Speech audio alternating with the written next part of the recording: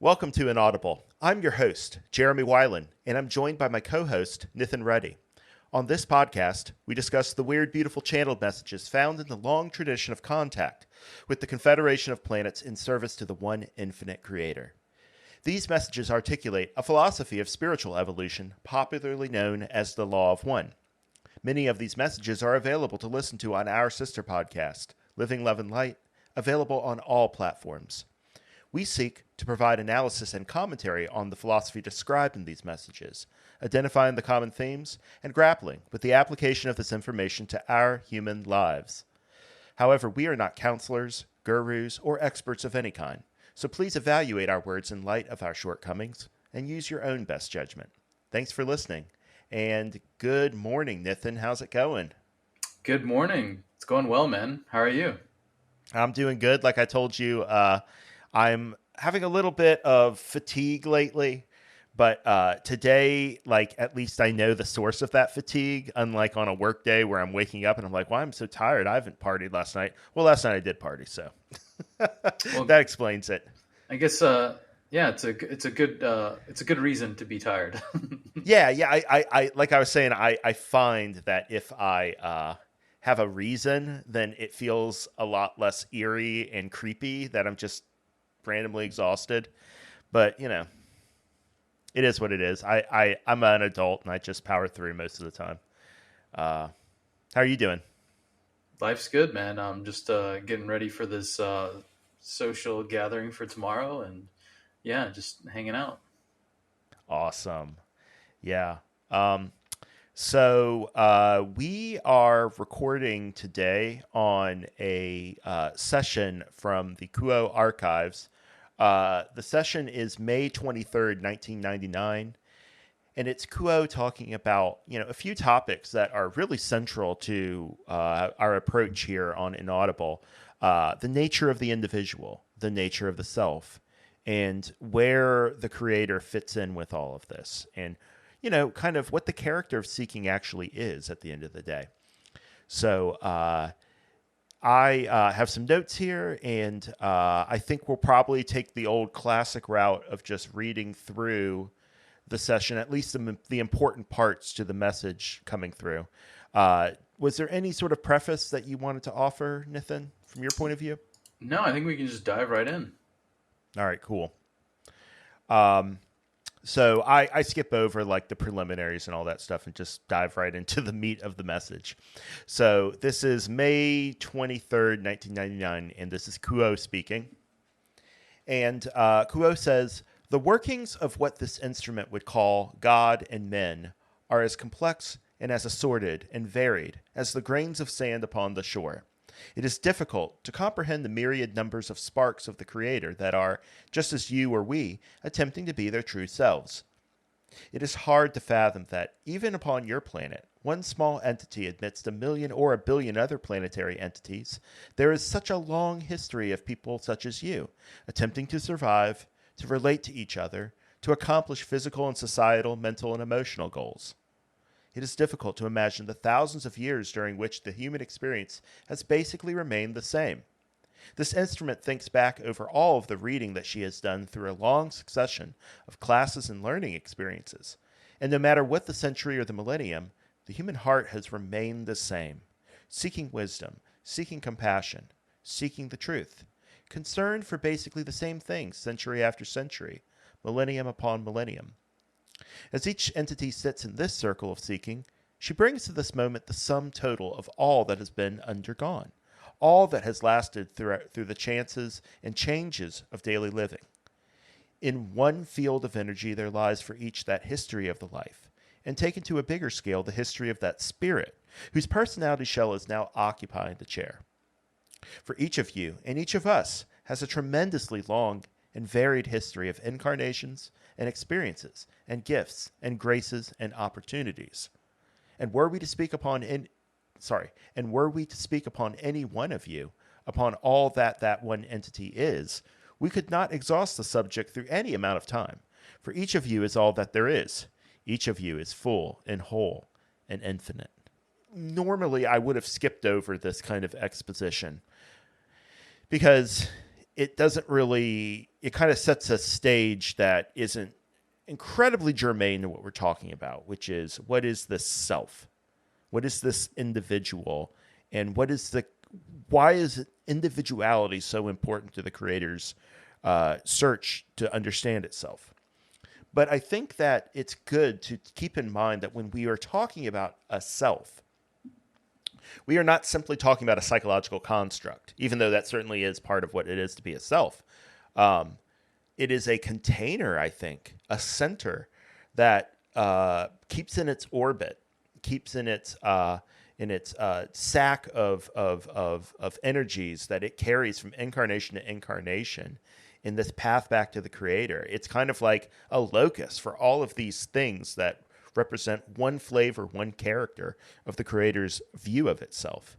And I think it's good to take stock of what the self actually is before we dive into the nitty gritty of how it interfaces with the illusion, especially in third density. Any thoughts on your end, Nithin? Yeah, I think it's good to understand what we mean by self here. And as we discuss this topic, it's very important.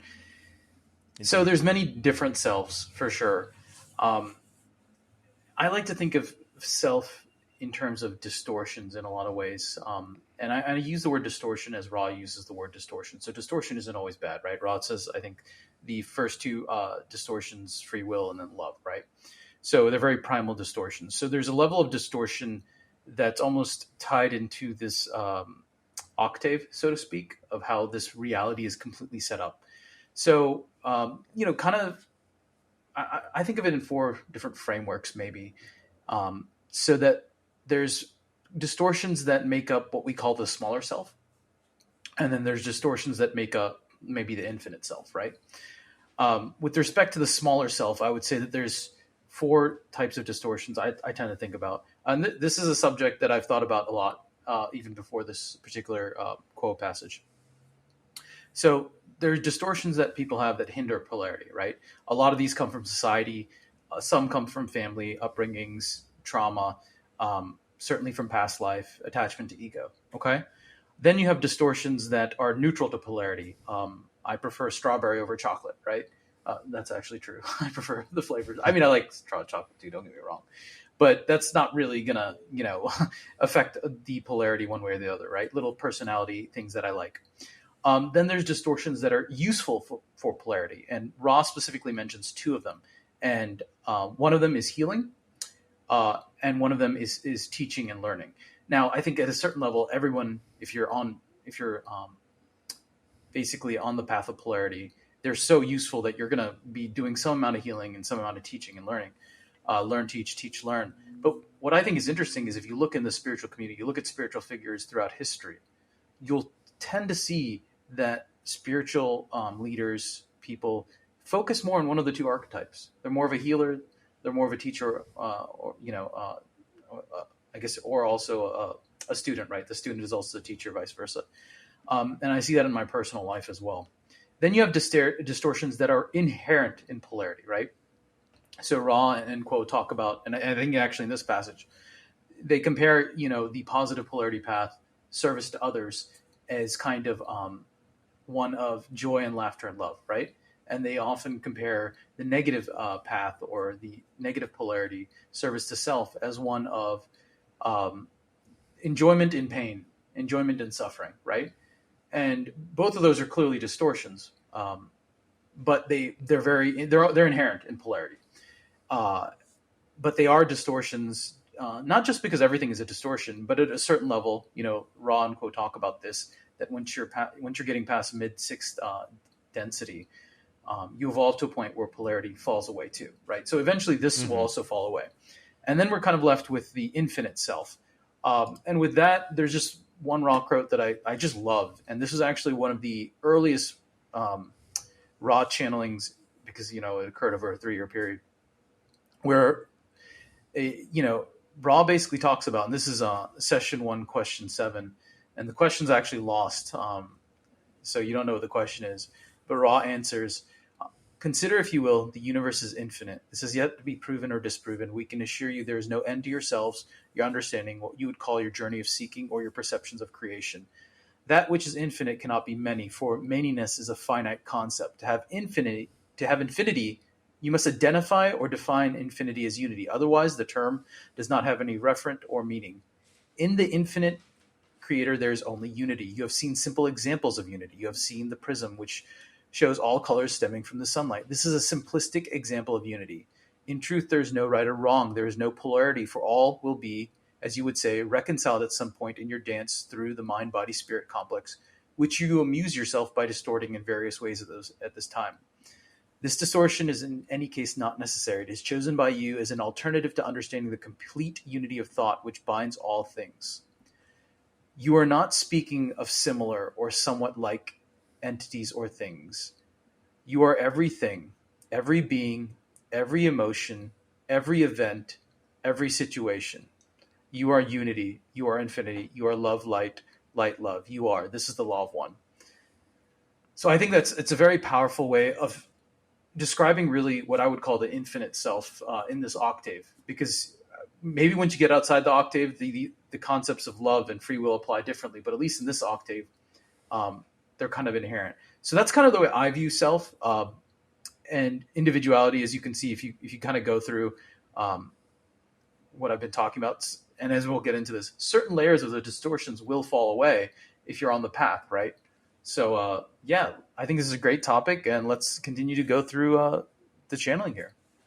Yeah, the part of Kuo that we just read earlier, I think that was largely dealing with, hey, this self is infinite and whole and full of everything, and yet the self that you are actually identifying in your day-to-day experience also has all of these distortions in it. These distortions that you use to identify yourself and to kind of like create yourself out of those distortions that you have accreted to yourself, right? Like that gives you kind of like an outer referent for the self.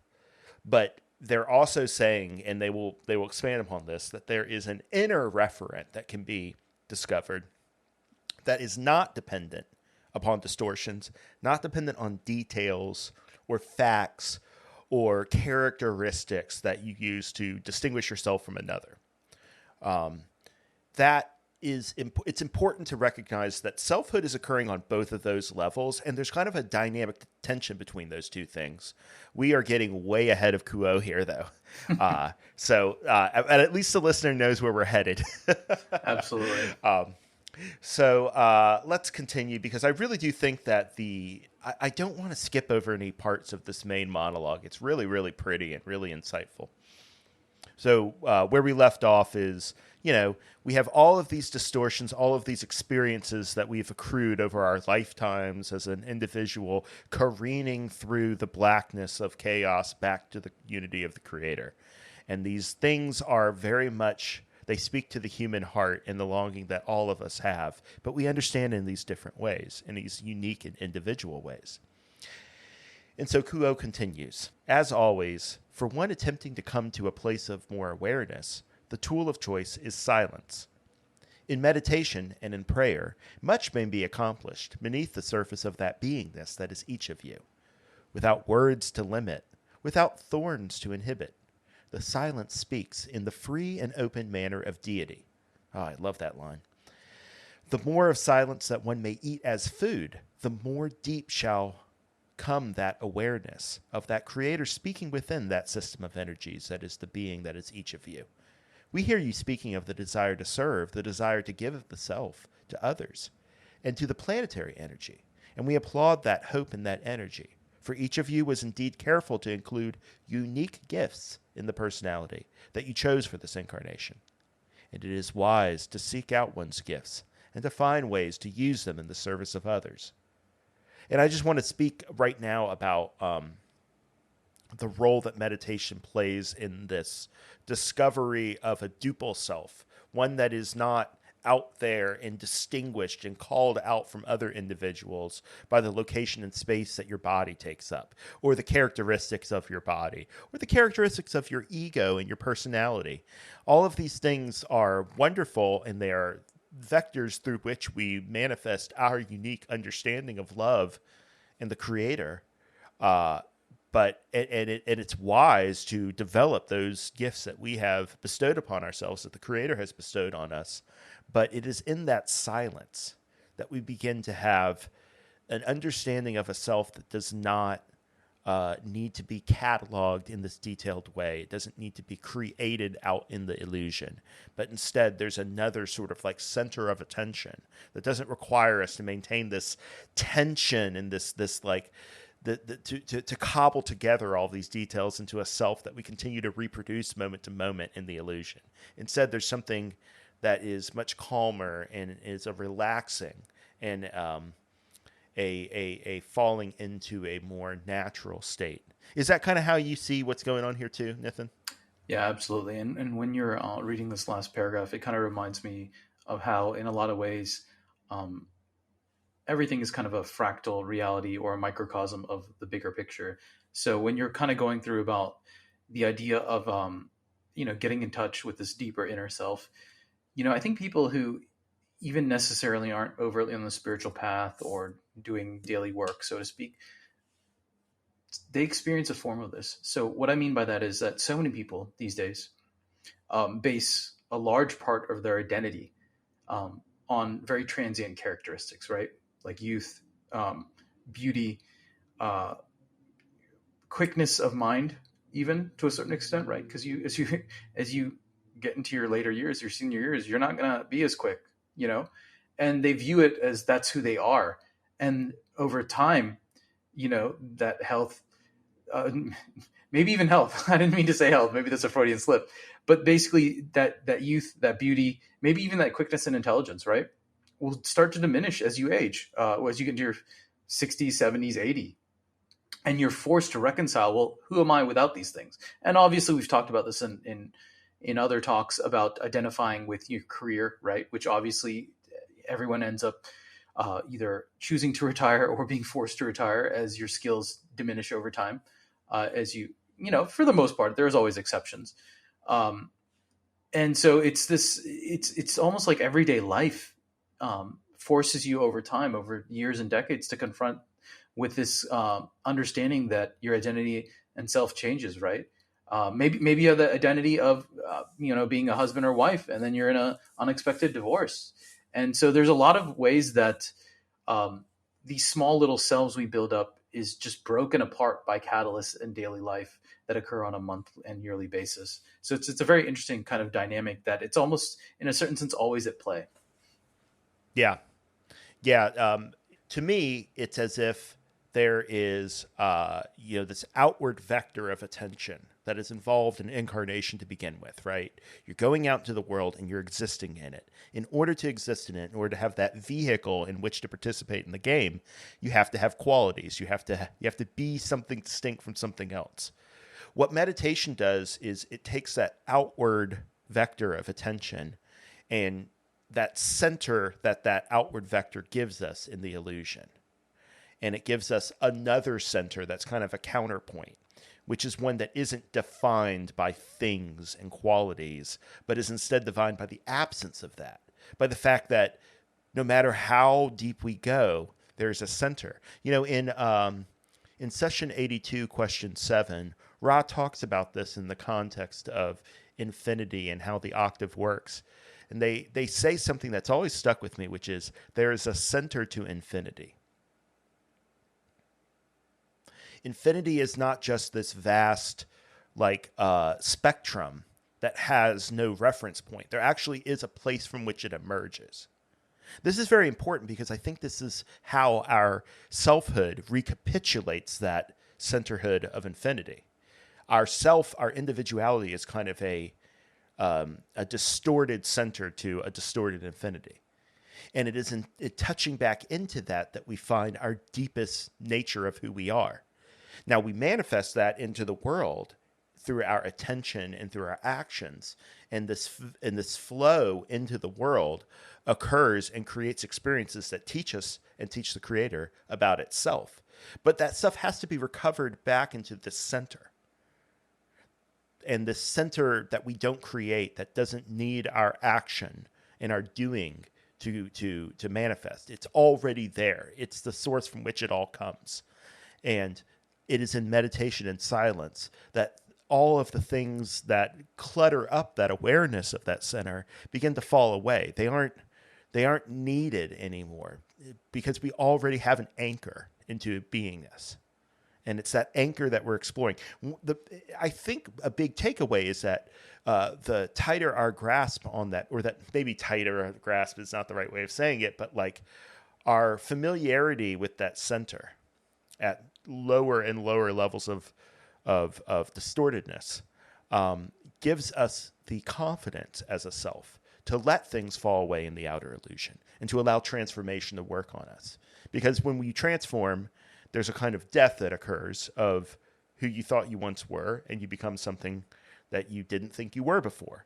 And in that center within us that we seek in meditation stays the same, even though the outer characteristics may transform wildly.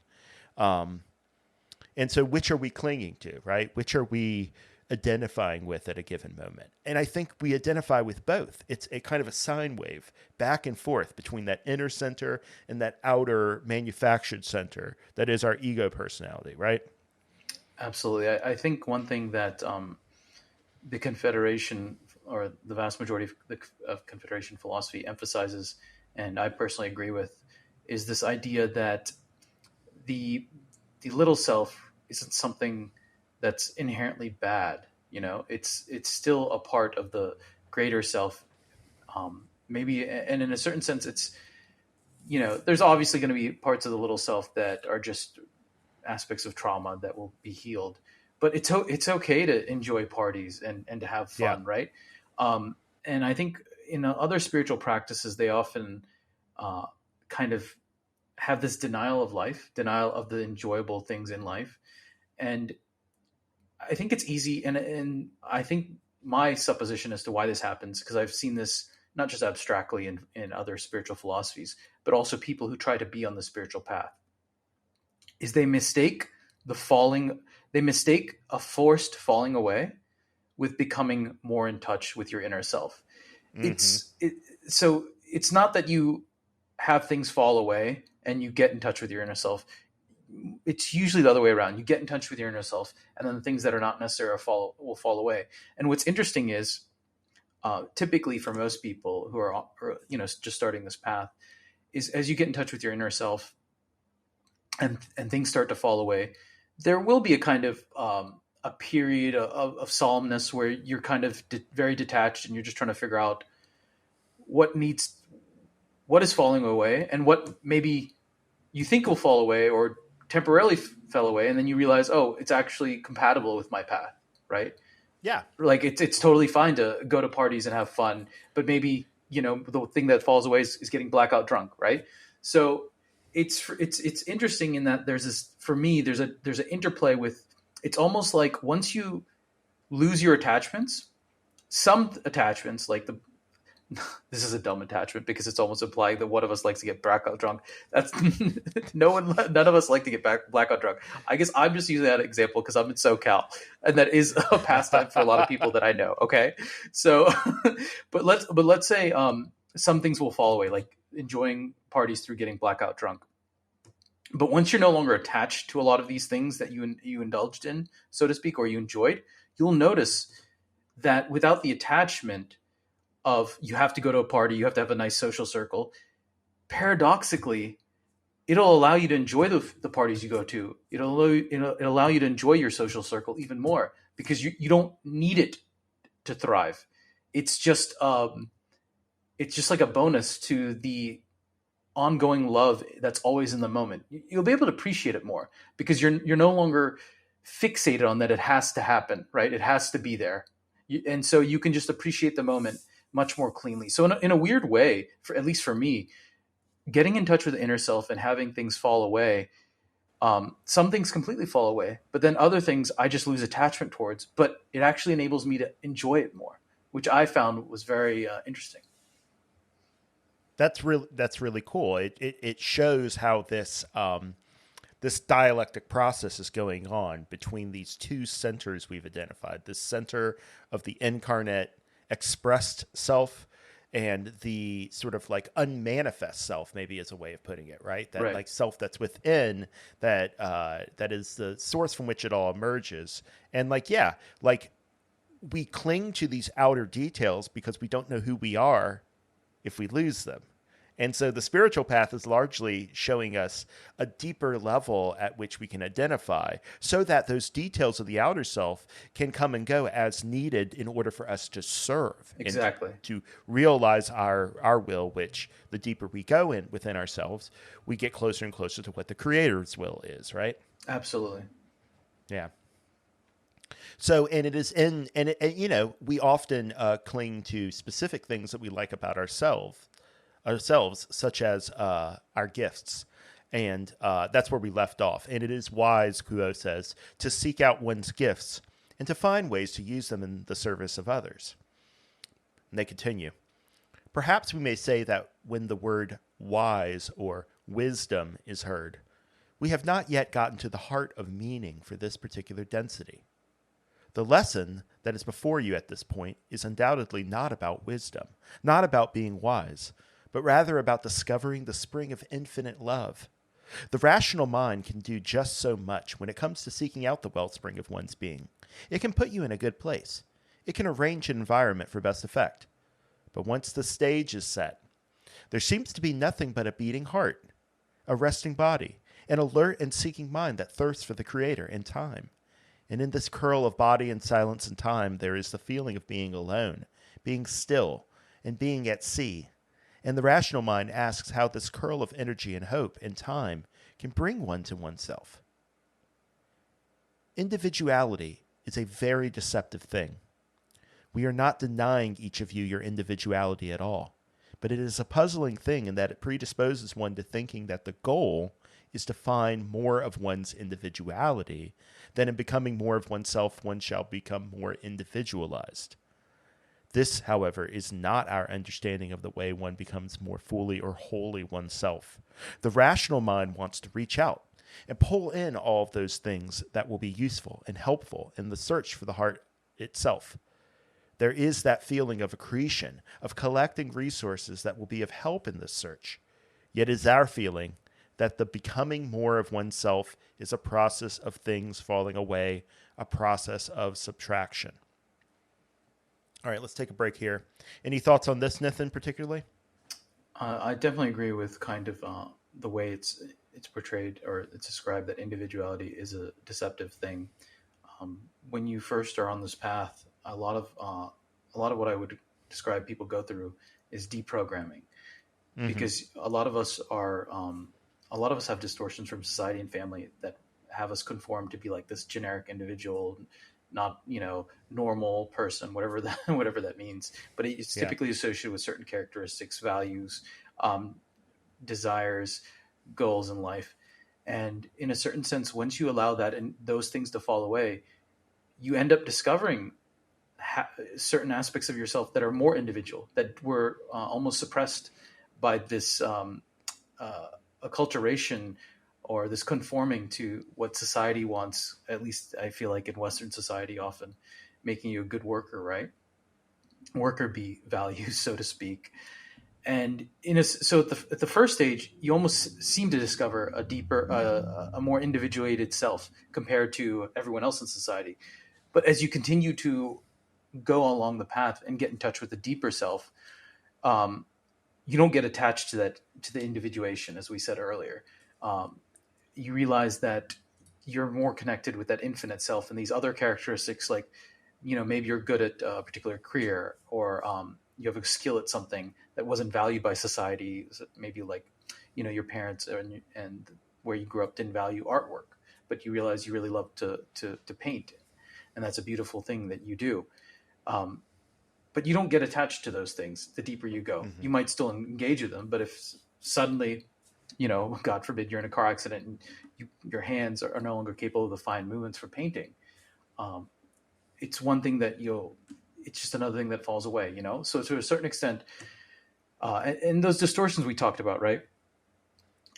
If you look at distortions inherent in polarity, if you look at the mystical traditions of most religions, they they often say the same things, right? It's about love. It's about Hmm. unity. It's about treating the other self as a brother. And in that sense, the, the it's almost like on one end, you start off in society having this conforming, productive worker bee self, and you go through this process and you discover the infinite self, which is loving in the moment and very present. And it's another type of similarity, right? So Hmm. it is I think deceptive, because at certain stages of the process you feel very individuated, and then in a certain sense it's not that you feel less individuated, you just start to see yourself more as the infinite self. The individuated self is still a part of you, but it's part of this bigger whole. And I think that I agree with everything you're saying. I think what they're saying here in particular, though, is the role that the mind plays in this, right? Because Absolutely. the mind is the one that wants to have a project of this construction of an outer self that has just the conditions it should have and none of the conditions it shouldn't have. And it sort of thinks the mind and the intellect. I should say the intellect in particular, because I think there's an aspect of heart that is very mind based, but it's more of that intuitive side of things, right? Right. We're talking about reason, rationality, the intellect, and the ability to act upon the world as a self and then have that register and affirm oneself. No, I mean that's absolutely correct, and we'll talk about this I think a little bit more in depth just based on what's coming. But I have notes here that basically this idea that you can evolve yourself through purely through the rational mind. It's just not how it works. Nope. The rational mind only has access to a limited portion of reality, and it is a useful tool. But Ra and quotes specifically talk about that one of the prerequisites for really reaching the creator is to quiet the mind. And you, in a certain sense, it's weird because you can use rational techniques to prepare the mind if for that quieting, but ultimately the mind doesn't quiet itself. It's almost like you have to get in touch with your spirit. So Yeah. it's very important to understand that your mind is not gonna. It might get you some portion of the way there, but it's not gonna get you all the way there. It's not. It's gonna. It's more gonna prepare you for what's to come. Yeah, the way that I often hear the Confederation describe the intellect is that it's like a walking staff, right? Perfect. So, like, it's a tool to be used in this exploration of self and other. But at the end of the day, what we're after is not examining this walking staff, it's examining the path and finding that spring of infinite love that they talk about. And what is being described here, and what I find so fascinating about this session, is the way in which they try to describe this journey in the way that we can start to feel it more rather than think it.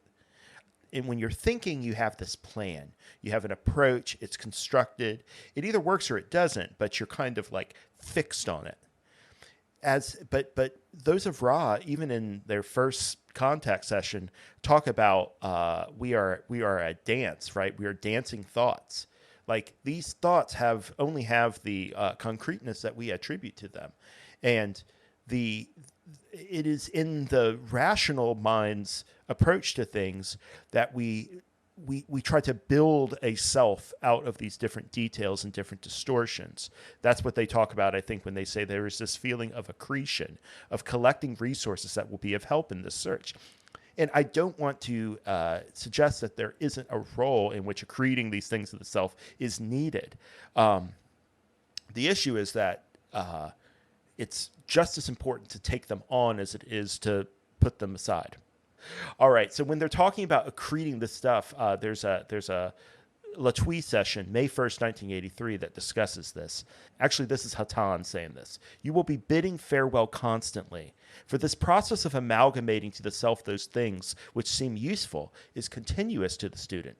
And in the process of communication, each thing must be given up. For only in the full light of compassion, which has no stake and nothing to lose, can you truly hear the voice of another being who speaks. But what I'm going after is this idea of you bring these things into yourself. And they talk about this in the May 1st, 1983 session. You're identifying these things that may be helpful on your path. But the more you cling to them, the more you limit yourself to those things, and you don't allow them to fall away so that you can bring in the new things. It's in letting these things fall away that you are able to then allow new details, new characteristics to come in and sit in that bag of personality that you've been carrying from incarnation to incarnation to incarnation. And the bag is just as useful when it's able to have stuff removed as it is when it has the capability of having stuff placed within it. Yeah, it's this idea of allowing things at a certain stage to occur.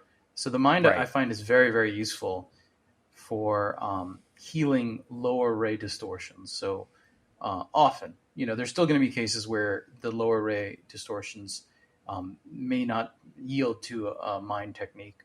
But the mind, in my opinion, is most useful when you have some red, orange, or yellow things to undistort, maybe even a bit of green. But once you start getting into the higher concepts, green, blue, and indigo, the mind is, if you think you can conquer those with the mind, that's actually not true. And in fact, the intellect, I think you're absolutely right. I think intellect is a better term. The intellect is so closely associated to what I would call the ego. And it kind of has, it's almost like I don't know if not a thought form, but it has momentum of its own. And if you can, a lot of people falsely identify with the intellect as themselves. And if you start to rely on the intellect and think that that's the main way you're going to figure the stuff out, you're in a certain sense identifying too strongly with an individuated portion of the smaller self. That's going to be a barrier to allowing you to contact and have the infinite self flow through you, and really for you to understand that is who you truly are at your core, right? Yeah, like it's I think of like an anchor, right? Like a ship is a fixed point and it drops an anchor in a certain place, and now it has a connection to something that fixes it. But it's just as important for that anchor to be pulled up so that the ship can move as it is for the ship to be able to like drop the anchor and stay in one place. And so as we learn how to give away parts of ourselves and stop identifying with these transient details of personality and self, we allow for new details to come in. And in this way, that deeper part of ourselves, that spirit part, can use manifestation as this inflection point for the deeper principles and ideas and feeling tones that the creator is exploring within itself. If we don't allow that, if we stay fixed on one identity, then we kind of frustrate that free flow. And again, we're getting way ahead of Kuo here, but like this is this idea of the individual as a kind of like center to the infinity of self, and manifesting into this other more distorted center in manifestation is really, really interesting to me as a concept of what's going on in the creation and what's going on in awareness and beingness at all, right? What project is going on here and what pattern is being realized at these higher and lower levels of distortion. And that concept you just spoke of, right? The infinite self manifesting through the individuated self. I think it's a concept present in many religions. It's certainly present, in a lot of the raw archetypes of the mind, body, spirit, the Tarot archetypes, where they really talk about, the mind, body, spirit complex being a vessel for the creator. Right. And I think when my interpretation of certain religions, when they talk about you being an instrument of God's will, isn't that you don't have free will. It's more this idea that you're allowing creation, all of creation, infinite creator, to flow through you. And it's sometimes easier said than done because of all the distortions we have that kind of block that flow. But that's kind of the concept, right? There's distortions that block the flow, and there's distortions that color it. Absolutely. And there's right? distortions that help it. Exactly right. Like, and that I think is why individuation and incarnation in particular are so useful as this process, this unfolding process of the creator sort of discovering itself and getting into all of its little details. We are that process that the creator. We are that organ of the creator's understanding of itself that is cataloging all of these different like aspects that is, after all, itself, but just as much not itself, right? Right. It's not itself. Those details are not itself to the extent that they are isolated from the rest of the unity. Right. But they're only recognizable and appreciated if they can have that, if they can be understood in that stark relief from the rest of the background unity.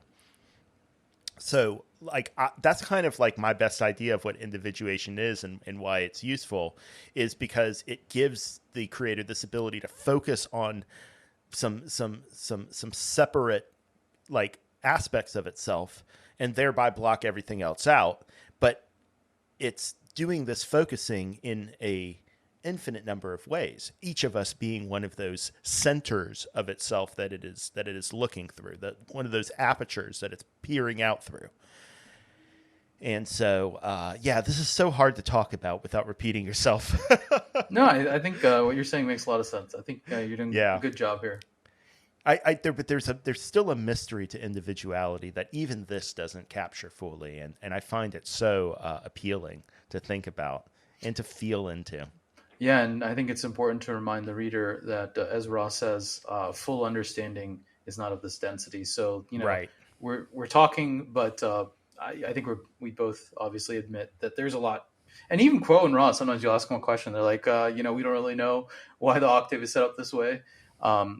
So yeah, just being humble, I guess, as you approach this topic is humility. Yep, humility, remembering that the heart is at the center of our lessons in this density, not the rational mind, and that the individual is kind of this platform for accruing and releasing details that allow the creator to understand itself. So we'll continue with Kuo.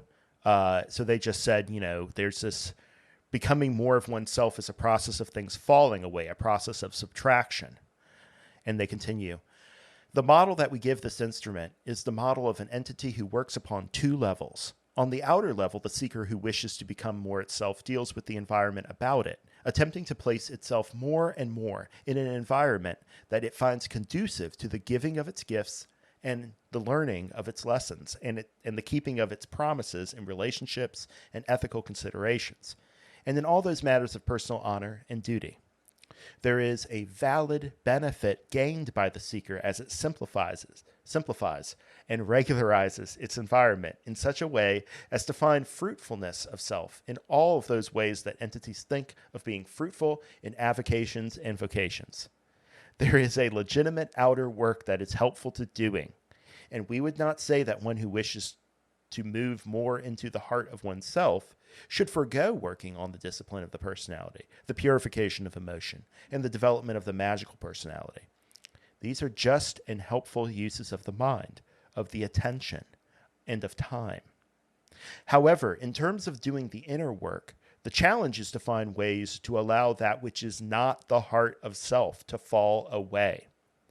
It is not that one decides to remove self-identification from this or that pattern of living or distortion of mind, but the seeker who feels that it knows what it is to be dropped in order to be more the heart of self is deluding itself at some level, for there is no way from within the self to see into the patterns of energy that are in essence distortions of the one infinite creator. Consequently, there is no rational way to become more and more undistorted. Working to become less distorted is a distortion itself, and the seeker who attempts to guide itself in the ways of becoming the creator is, instead, most likely developing patterns of thinking that are in and of themselves an additional distortion. So there is the addition of distortion rather than the subtraction of distortion. Let me just include one more paragraph here. What we are trying to say is how easy it is to work too hard at something that is not actually work at all, but rather a growing willingness. And this is the heart of what we would like to say this day.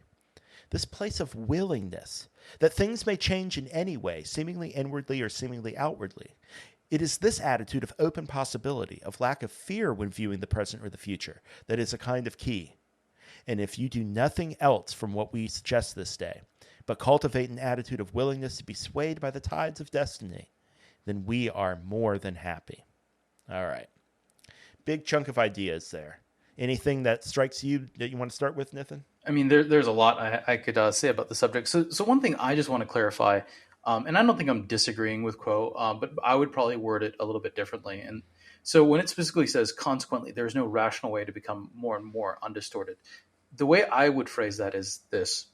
When you actually think about it, unconditional love, right, heart-based love, and green ray, blue ray, and indigo ray, faith, are not rational concepts. You can't justify them existing on the basis of logic.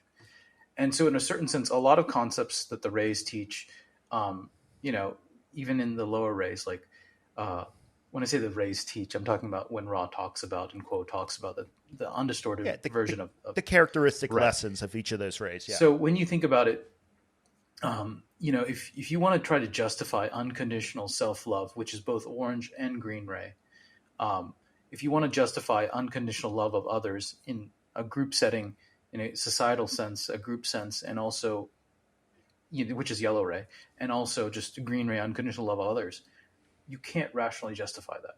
Like, there's just no, you can try and think you're talking about intellect, but at the end of the day, the rationality using the intellect has to incorporate irrational things, seemingly irrational things, such as unconditional love and faith. So while the rational mind can get you very far, if you try to convince yourself that, it's only going to be logic that will take you on this journey, you can't rationalize service to others. At least maybe you could, I haven't studied this in detail. I think that even for the service to self path, faith, which is not a rational concept, plays a part. But because the service to self shuts down green ray because they consider it folly, I think it's through a very logical examination it's folly. I would say that logic probably plays a bigger role, intellect probably plays a bigger role in the service to self path. But even in the service to self path, once you start getting into the issues of faith, that's not purely rational either. So in a certain sense, rationality can help you, but it's not going to take you the full way. That's my first point. The second point is that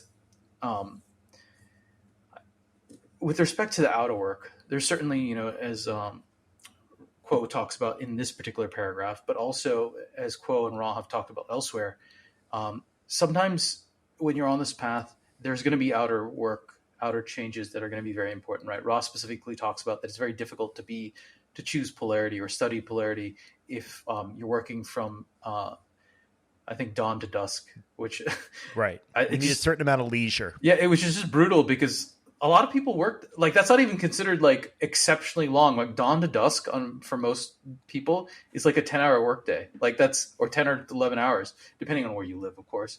Like that's literally working 50 to 55 hours a week. That's not even considered like crazy in Western society. And yet here's Ross saying, how are you going to polarize when you're just working what's considered a little bit heavier than a normal workday, right? Like, anyway, so in a certain sense, when you're on this path, I think it makes sense that you're going to make some outer changes, right? In addition, Ross specifically talks about doing the daily meditation practice, which is going to take time. It's an activity, right? But, I think Ross also specifically talks about that these are all techniques, and the heart of the matter is not technique. It's not through the intellect. And the inner work, it's that willingness to allow these things to fall away, right? And the intellect can assist you, but it's not going to take you all the way. Yeah, it's I really like this idea of working at two levels. Absolutely. As if we are kind of, what the individual is this kind of mediator from spirit into the manifest, right? Into the illusion. And what we choose to use as those anchor points in manifestation and to target when we're bringing this love through, as we best understand it in our distorted, imperfect way, that is an incredibly important, locus to have, anchoring this love and light for our purposes and the Creator's purposes. Those of Kuo say that there is legitimate outer work that is helpful to doing. When they talk about the dichotomy of being and doing, both of those things, create the possibility of the other. Without being, there would be no doing. Without doing, there would be no being, right? Like, we need both. We need to work at both of these levels. And when they talk about the two levels, I very much sort of paste on the idea of being and doing, because it shows these two poles in what it means to be a self. Absolutely. And I just want to also underline that working to become less distorted is a distortion itself. Why? Because we already have a source, in my mind, of less distortion, and that's within. We don't need to make the outer self less distorted. What we need to do is identify what in that inner self best comes through to the outer self. And then the mind can be a tool in helping us condition that lens that we are, so that that light can shine through in the way that it needs to shine through. It won't come through completely purely, because that's not the nature of manifestation, for these things to be pure at all, right? It's in the ideal, in the world of spirit, where we have those abstractions and those concepts of perfection and all of that. In manifestation, things have tinges to them, right? They're a little bit off kilter. They're a little bit degraded, and they don't quite have that like abstract perfection that we think of in our minds. But that also gives us the kind of like inflection point for this love to come into the imperfections of manifestation, and to find something creative and novel about the Creator in that then can be taken back to the Creator. That's kind of how I see it. It's that manifestation is kind of this point at which the love comes down from intelligent infinity through the mechanism of intelligent energy, and hits a point where it doesn't go down any further. Instead, it starts to come back and yield these lessons and these insights into the Creator.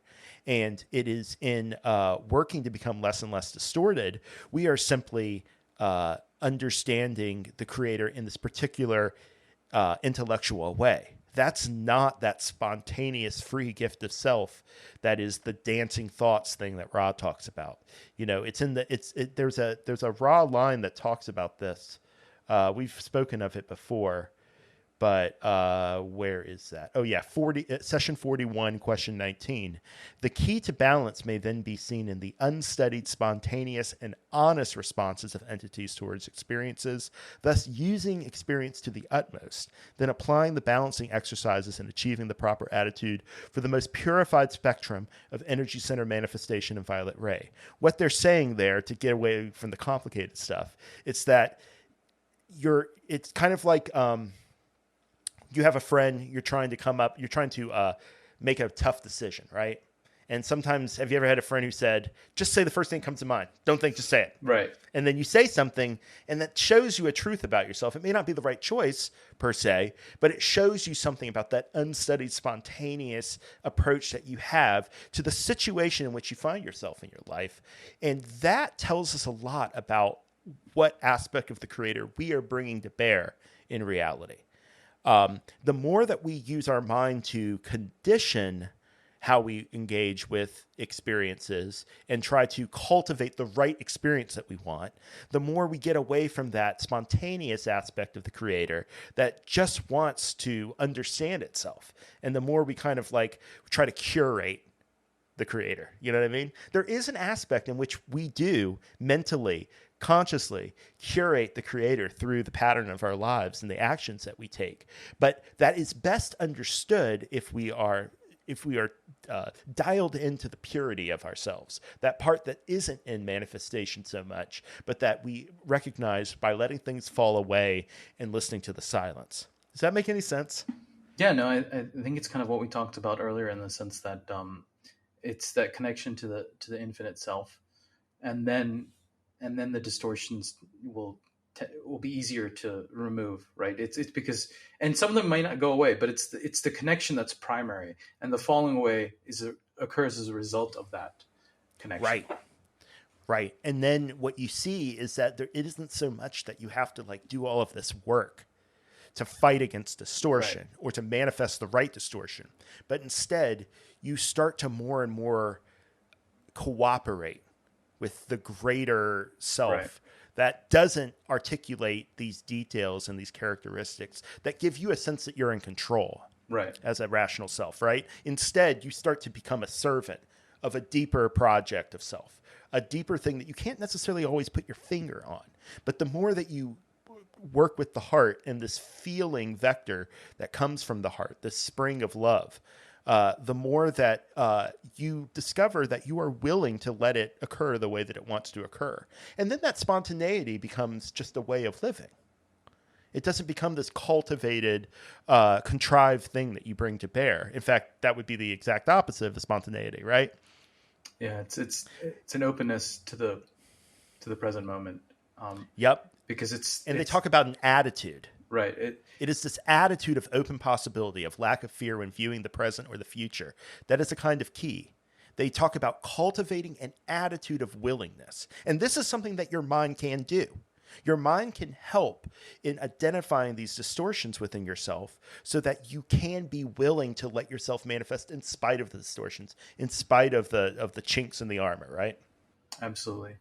That's why I like Eckhart Tolle's the um, I, the present moment. I forgot the title of his book at this point, but it really is and Ra talks about this and Quo talks about the present moment really is a portal to the one infinite creator.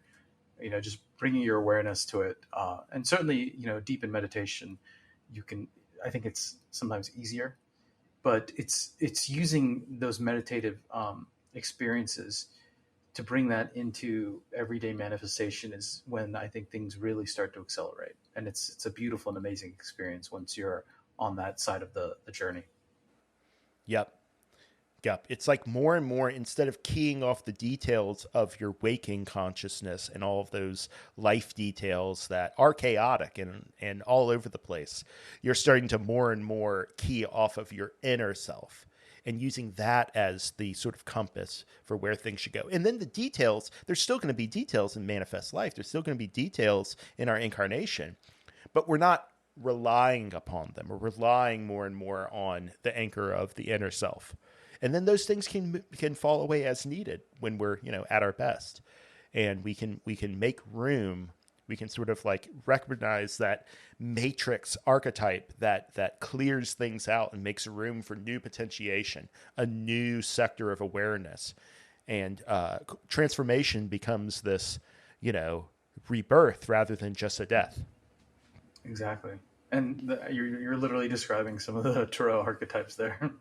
Yeah, I think that the more you study the message of the Confederation, especially Ra, the more you realize how foundational the archetypes are, and yet we don't talk about them very much because they don't yield to the semantics of language very well. It's true. Like they are. I mean, in one sense, they're part of the very basis of having a grammar in the first place. I think if you look at the archetypes, what you're seeing is like the dynamics of energy at a fundamental level. And so like everything is built out of these dynamic patterns. So how do you talk about the patterns themselves when everything that you're using to describe them are sort of distortions of that pattern themselves, So Kuo continues, you are something that is whole and unifying and simple. You are infinite love, infinite light, infinite energy, stepped down and stepped down until you can exist within this particular illusion, with this particular kind of physical vehicle, this particular energy shell that we have called the personality. It is as though out of an infinite universe you came through density after density and experience after experience, looking and laughing and gazing and enjoying, and came to this particular planet and said, here I shall plant myself. Here I shall learn to blossom. Here I shall enjoy the sun and feel the rain. Here I shall be born and die. And you descend through the inner planes, through each level at which you make choices, until you have chosen this body and this time and this set of circumstances. And suddenly you are born. And this is the present moment of all times. And this is the place out of all places. And this is the density. And this is the experience. And somehow it seems a miracle that is out of time, that is burst upon the earth like a sun. This is you. This is here. And this is now. Now, I really have gained an appreciation just through reading through it out loud right there, because isn't this what it means to be a self just as much as all of these details we've accrued, and this personality and this name and this job and these partners and all of this? But like, how did we end up here? Right? Like all we have a memory that's our earliest memory. Like I can think back to my second birthday. That's my earliest memory. But before that, how did I get here? I'm here. The Jeremy that's speaking to you right now did not choose that. Like I'm very much trapped here. I'm very much just suddenly I'm born. And I like this idea of, recognizing within yourself this deeper patrimony of selfhood, this deeper decision making that had to have occurred. This is one of the things that the rational mind, I think, can do, is it can help you reason about, well, what must have happened in order for me to be a self in this situation? Well, it could just be, random atoms bouncing off of each other until evolution brings us here, or it could be that there is purpose to it. And I think both are true, right? Like it is in the random bouncing of atoms that purpose is realized, and time is just kind of like the canvas upon which all of that unfolds. But when we take charge of our spiritual evolution and decide to cooperate with it rather than just deal with it as a detail of life throwing lessons at us, then we start to work on this deeper level in which the mind doesn't necessarily give us all the tools that we need, but it can be one tool that we use to sort of dive into the present moment and get away from this sequence of things that we can't, that recedes in the mystery in one direction and in the future recedes in the mystery. Instead, we're just here, and we're just here now. And we either discover a purpose in that or we don't. And what I think Kuo is saying that is so useful is that it is going within that we find that orienting purpose that then allows us to have faith, that allows us to trust in the goodness of our experience that we just find ourselves in at this moment. Like right now, right at this moment, you are existing. Isn't that incredible? If you just think about what it means. And what I love of Inquo's message is that this is a beautiful thing that is a miracle. And if we can appreciate it on that level, I think it helps to get us closer to that more idealistic part of ourselves out that is that infinite spring of love. Well said, Jeremy. Well said. Speak for yourself. it is a miracle, and if you made that personal connection and you've started to really study the present moment, and Eckhart Tolle talks about this, Ra talks about this, that there's love in the moment. Mystical traditions of many religions, Hinduism, Buddhism, talks about this, and I think many of us, as we've been on this journey for years, maybe decades. I think I'm coming up on more than a decade. I almost describe it as that the present moment contains like this beautiful background music, and when you're able to just quiet the mind and notice it, for me at least, on occasion in meditation, but even outside of meditation, just sometimes sitting on my couch, just staring out the window, you'll actually start to feel like the orgasmic nature of reality. Like it's almost like I tell people that the emotion of peace in its deepest form is closer to orgasmic ecstasy, because that's how it feels as you deepen your relationship with the present moment. You get to that inner well of peace, and as you go even deeper, and this can be with your eyes open, it feels, you just feel the how much creation is just a beautiful thing, and it's an amazing experience. Yeah, I totally concur with this idea that we think that peace is this kind of like stillness and lack of activity and lack of energy and potential. And in some cases it is, but it also has this very, very pregnant and potentiated aspect to it. And it can feel orgasmic. It can feel just like you're caught up in the sea of energy that's always at hand at each moment.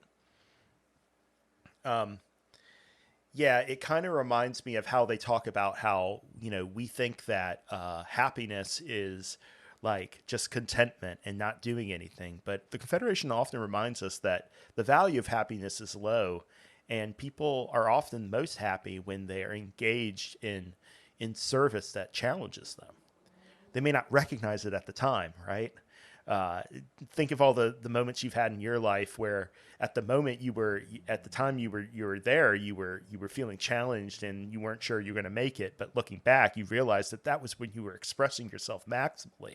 You were really engaged in life. And they talk later on about this engagement in life and this vector of the energy flow and the attention flow that allows us to bring ourselves to bear in incarnation is part of this process of the creator understanding ourselves, and it's a deep source of satisfaction for us, and we just have to open ourselves up to it. It's that simple. Just open yourself up. Yeah, simple, not easy.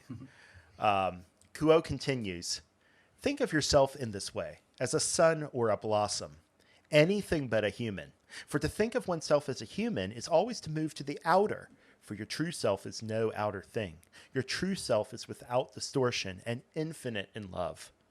We cannot teach you how to realize compassion. You cannot teach yourself how to realize the compassion that is locked within you. And even with the dent of the hardest and most intransigent work upon the self, you cannot add one whit of compassion to your personality.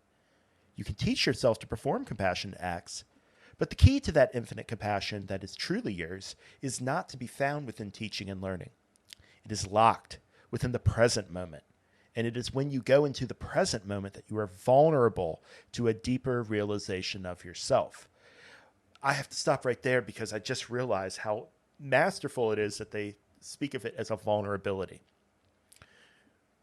It is vulnerable to have a deeper realization of yourself. It is vulnerable to recognize how deep compassion goes and how much when we truly have compassion for others, for example, and we see all the suffering out there, we realize how much that could be us. And that's an incredibly vulnerable thing. And that's why we try to block it out.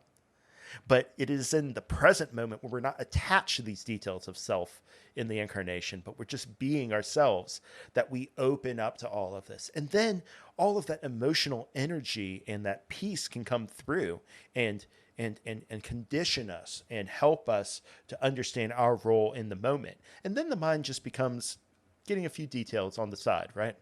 It's not the main flow of our No, attention. yeah, I definitely like how you worded that. Yeah, a few details on the side. Sometimes, yeah, that's sometimes I think both of us, or at least me, you over obsess over the details, and then you realize, Oh yeah, it's the details need to be handled, but they're not often important in the way you handle them. Just that you've chosen to address them in one way. yeah. There's something that a Confederation source says. I can't remember it. I'll try to look it up, but they say it's always a detail that distracts you. Right. Exactly. And they say something like, oh, I don't remember the rest of it, but it's something that brings you back to remembrance. It's like but the details are what get us using our mind overly. And I also always think of that Ra quote where they talk about what makes details negative is the emphasis placed on it. That's it.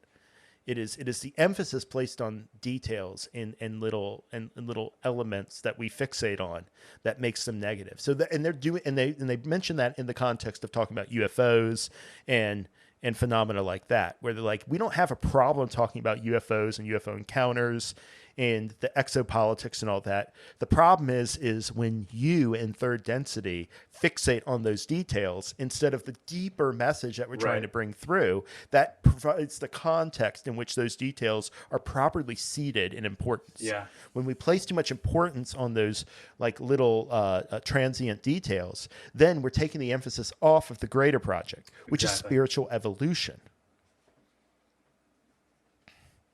See, I eventually get there. Kuo continues. And so, what we encourage this day is a heightened awareness of the value of losing yourself in the present moment. When one talks about the devotional life, one is pulled into thoughts of the outer world. The question that you ask when you ask to learn more of your true self is a question that has no answer, but only a direction that says into the present moment, into life, not living, not a process, but that state of being that lies beyond all process. It should be utterly simple to allow distortion to fall away, and yet it is as far from simple as the challenge of the sculptor who is looking at an ovoid rock, which he wishes to carve into a likeness.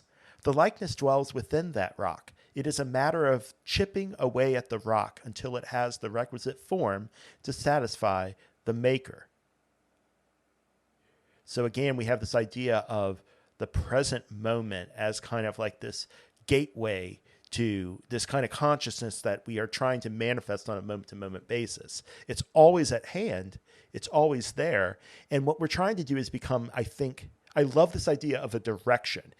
The question doesn't have an answer. It just has this flow, this directionality to it. And it's with that flow that we're trying to cooperate as we walk the service to others path. If you're walking the service to self path, you're trying everything you can to militate against that flow. And in fact, there is a Hatan from long ago that talks about this. They talk about at one point in your evolution, they say, you were at the farthest point from the central source, which we call creator for want of another word. There was nothing behind and nothing in front of you when you began your travel. As you move towards that great light, that great central sun, light is before you and darkness behind you, wisdom before you and ignorance behind you. Those who wish to gain power may gain it in one of two ways, by aiding and abetting that journey towards the light, which is called good, or by, shall we say, applying the brakes in progress and attempting to re-enter that portion of the cycle which has already been, which is called evil. And they go on to say that this is the crudest form of polarity that they describe before Ra's even involved. This is 1978 when they're doing this. So that you can tell that they're like, the Confederation sources are trying to grasp towards this concept of polarity. But I like the way that they describe it. They continue that the type of power that this generates is similar to that which is generated by applying of brakes in one of your automobiles. It is a friction which generates a good deal of heat. And that's how they describe the negative path. It is resisting the pull back to the creator. And we are cooperating with that pull back to the creator. So I see it in very similar terms that as we attempt to understand that deeper part of ourselves, there's a flow that's coming out of this infinite spring of love. Are we helping that love come into being? Or are we trying to curate it, block it? No, it needs to be a certain way because I've decided that's who I am. Yeah, and to be clear, Quo and Ra and the Confederation do in general say that there are two valid paths to evolution, at least past this stage. And the negative path doesn't take you all the way there, but it does take you, through many of the densities. So, it is important that even though it can be described as putting the brakes, because one thing that the negative path Ra talks about has never been able to do, and this is why it doesn't fully lead you back to the creator, is that it can never fully accept the other selves, right? It's a path of control. So it's a path of resistance because it doesn't accept the other selves. But in a certain sense, it is a valid path. And I think I've briefly mentioned this in the past, but just to reiterate why I would summarize why it is a valid path is that in general, the movement back towards the creator occurs through the harnessing of, I would say, love energy, right? Yeah. And the service to self path, while it might not give any love to anyone else, it is very good at giving love to itself. And that's Bingo. why that it's able to make the stairs of light journey between third and fourth density. I mean, if your property polarized, 95% service to self, and then also from fourth to fifth density and fifth to sixth. But as of yet, no negative entity has been able to release polarity because they're so much intertwined with it because they try to dominate and control other selves, right?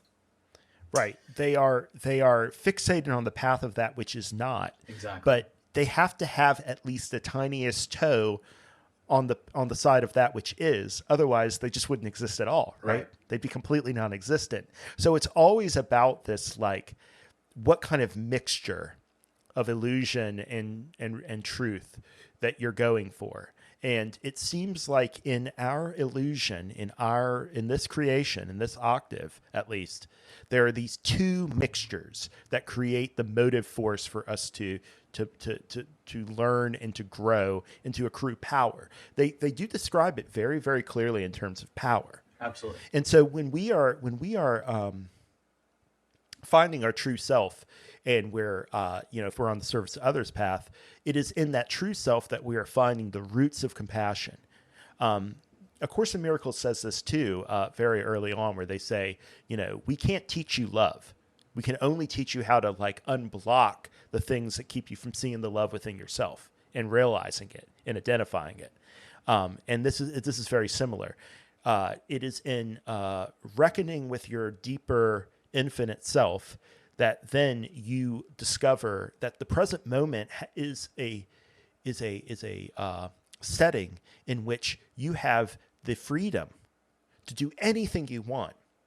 And then I think this is why that breaking that the negative path does create so much power, because it discovers in itself the will to overcome that spiritual gravity of return to unity. And it is in building that will that it learns how to apply its resources in spite of the vector of creation, not in cooperation with it, right?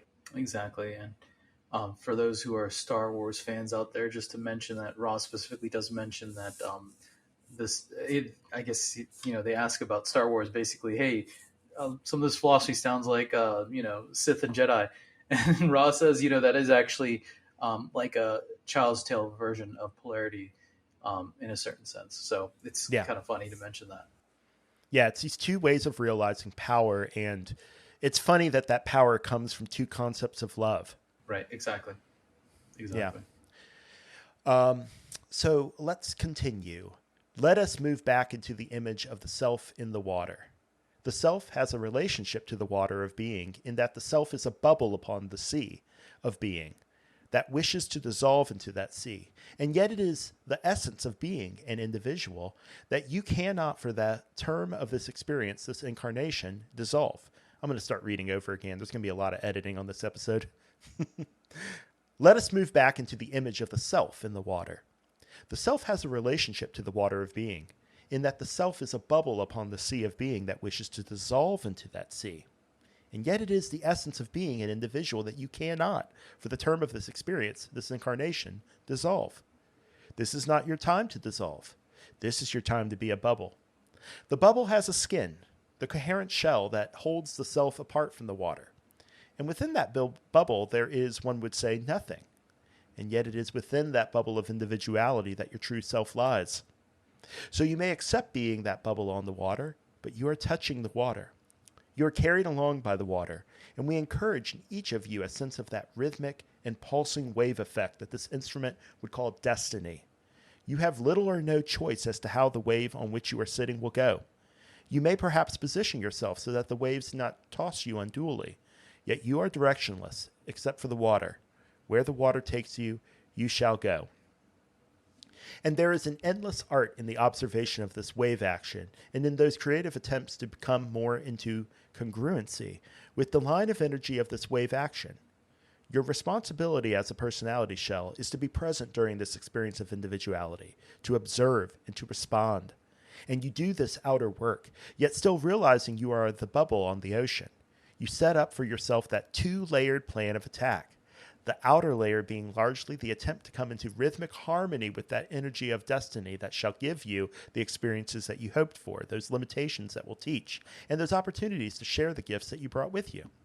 Meanwhile, always reserving some of the self for the immediate experience of diving into the present moment. This instrument was earlier speaking of the bliss while working in the garden, talking to the plant life and working with the Davic energy. And she wondered, is it out of proportion to its actual import?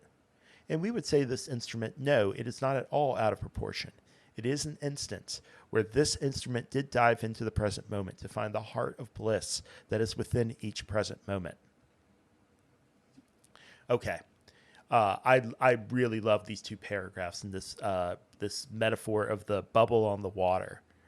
I think that is perfect for understanding how individuality relates to the creation, and therefore the kind of relationship that we should think of ourselves having to creation. We are made of that water, but we have this form, this center to us that is seemingly separate from the center to the other surrounding infinity. And yet it really is the same center. It's kind of this illusion. It seems like there's nothing in the bubble, but it really has the core of who we are. Yeah, it reminds me of kind of how Taoism talks about the Tao and how it flows. They use water as as a metaphor, so it fits. Yeah. Yeah, this flow is really, really important, I think, to understanding the role that the individual plays in the creation, in the creator's exploration of itself, because it provides a focal point for that flow, right? The flow has a source and it has a destination. And both of those things provide a center, but one doesn't require your consent or existence, or sorry, not existence, but it doesn't require you to make it happen. That center within you just happened, and it is whether you acknowledge it or not. And then there's that other center, there's that other point, which is our anchoring in the illusion, and it is where all of this love is coming from this spring within us and going there. And then we may have some ideas on how it could manifest or how it could be brought in, but those aren't crucial to who we are. They're just little details on the edge. We are trying to come into this rhythmic harmony with that flow. And they call that destiny. I find that to be really interesting. Destiny isn't something that's usually mentioned a lot in the Confederation work, but it is here. Your responsibility as a personality shell is to be present, they say, during this experience of individuality, to observe and to respond. And you do this outer work, yet still realizing that you are a bubble on the ocean. Like there's this idea that you're doing two things at once. You're diving into the present moment as an infinite creator, and you're also being a creation, a creature in this illusion. And you're trying to find a way in which there's a rhythm and a harmony to being both of those things at once. I think that's what's really, really challenging about service to others and a more focused, adept path. Yeah, it's difficult, right? I mean, I've personally kind of had periods of my life where just to explore it, to be more meditative in or have a life situation, a career situation where I'm, maybe after school, in between jobs, really focusing more on, I think at one point I was for like a couple months I was meditating like 3 or 4 hours a day, and there were some aspects to it where it did yield some work, but it definitely felt that, at least for me in my journey, the sea was really the flow was to be in the illusion as much as I was also focusing on the infinite portion. Um, I mean, we're here for a reason, right? We're here in this very limited, seemingly limited reality for a reason, and so it's important to embrace both aspects of the situation, both the fact that it's a bubble and the fact that you're going somewhere with the current in the ocean. That's why I think this idea of rhythm is so useful, because in a rhythm, there's like a sine wave, right? You're going between these two concepts of understanding the self, both the inner and the outer. And you need both of them. And so you're kind of like going back and forth, mediating and shuttling this energy and this selfhood around. So we'll continue with the last two paragraphs of this main Kuo monologue. And they say, we encourage each then to find those situations within which it is the easiest to forget the self completely and simply to be. For this particular entity, that is, this particular instrument being in the garden, interacting with second density energies, is one excellent set of conditions that encourages this particular seeker to come completely out of herself and into the moment. We encourage each to find those situations that so encourage each. For some, it is great music. For others, it is art. For some, a tramp in the woods. For others, the contemplation of the structure of thought that is majestic. What all of them have in common is the result, that explosion of the limited self into the infinite present. Each of you is a blossom. Turn towards the light. We ask each of you to remember the help that awaits the seeker. You are not as alone as you seek to be. You are not alone as you seek to be. There is at many levels help, guidance, encouragement, and comfort. As always, we encourage patience, persistence, and a sense of humor. For those who seek outwardly, there are many accomplishments that can be pointed to. For those who seek to be truly themselves, there is only the joy of bursting the bubble and becoming the ocean. We encourage you to continue the seeking in all faith and all hope. And that's pretty much the end of it. I really like the way that they end it, where they remind you that as you're being this individual, as you're negotiating these two centers of attention, there's help. It's not all on your shoulders. And if there's value to individuality, then we have to take as bound up in that individuality the fact that there are many individuals. And that so there is, it's not all for us to figure out alone. Like we can rely upon help from these other individuals, whether they be third density people in the illusion or the spirits and guides that we have contact with in our meditations. Absolutely. I also really like the first paragraph you read, because this is something we've talked about, or I've talked about before, in that your daily practice, one of the most important things is to remember and observe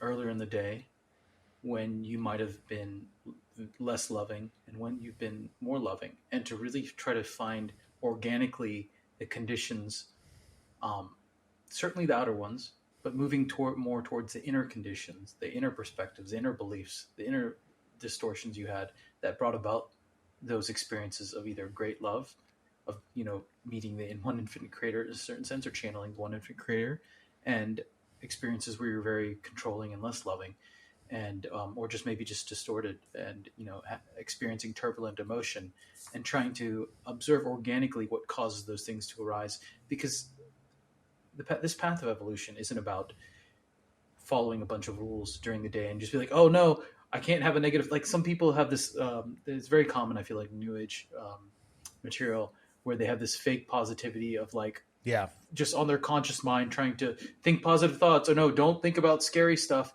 or we don't think about negative, we don't think about stuff that could bring us down.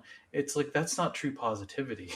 Nope. It's more about, you're not going to get this connection to the true self and move along the path unless you're able to observe when you're organically closer to that, and when you're organically not as close to it, and then finding not just the outer component, but the inner component that is at play. So in all those examples, for example, being in the garden, experiencing art, being in the woods, the contemplation of structure, which structure of thought, it's trying to find that organic experience that creates it. And correspondingly, when you're doing the daily practice, it's much easier, I would say, to find what conditions bring you into that state, very far away from that state, where you're frustrated, stressed out. And I've talked about this before, that a lot of people, including myself in the past, they motivate themselves in the workplace by deadlines. Like, I have to get this done, setting an artificial deadline, and just sweating it out, and letting their body be flooded with adrenaline, and realizing when you're doing your daily practice, um, that's not as helpful. And so Ra talks about many techniques, but one thing is and this is where the intellect helps. Yeah. Look at situations where the opposite occurs. You're able to do quality work, and it just flows. When are you entering that flow state, right? And kind of noticing what brings about those flow states and what brings about those states where, yeah, you might get work done, but you're doing it through the fight or flight response, which is really doing damage to your body, right? That amount of cortisol and adrenaline running through your system. Yep. So I absolutely agree that it's allowing yourself to be, and the daily work is very important for that, because you'll be able to better notice when you're naturally letting yourself be, and how to kind of incorporate more of that those situations in your daily life. Yeah. Yeah. I think it's about paying attention to the feedback mechanism that is life, Exactly. right? Catalyst is not designed to frustrate you. It's designed to teach you and give you a way to respond to lessons and events so that you can grow. And what do those of Kuo say is the key to this, to being a self in this process? It's a willingness to surrender to the true self's will, which is the creator's will. And as we explore ourselves more, we get more confidence in letting go and letting that occur in that spontaneous fashion. And then the mind just like works with that flow to place things in the right place, maybe to condition it this way or condition that way. But it's not the motivating organ. That motivating energy is coming from that infinite spring of love within, that we have worked on a daily basis to find within ourselves. It's there. It's there. Yep. And I just want to return to this Kuo thing where they say what we are trying to say is how easy it is to work too hard at something that is not actually work at all, but rather a growing willingness. And this is the heart of what we would like to say this day. This is the heart of what the message has been, to find in our individuality and in that being, that rhythm of beingness that's underneath all the details of ourself. This heart that then it's not a task that the mind can do. It is a rhythm and a flow that the entire self participates in. It's a dance. Yep. Dancing thoughts. All right. Well, I think we've been talking long enough, and thank you, listener, for hanging in there. Thank you, Nithin, for working through this with me. Thank you, Jeremy, for having me. And until next time, listeners, stay in the love and light.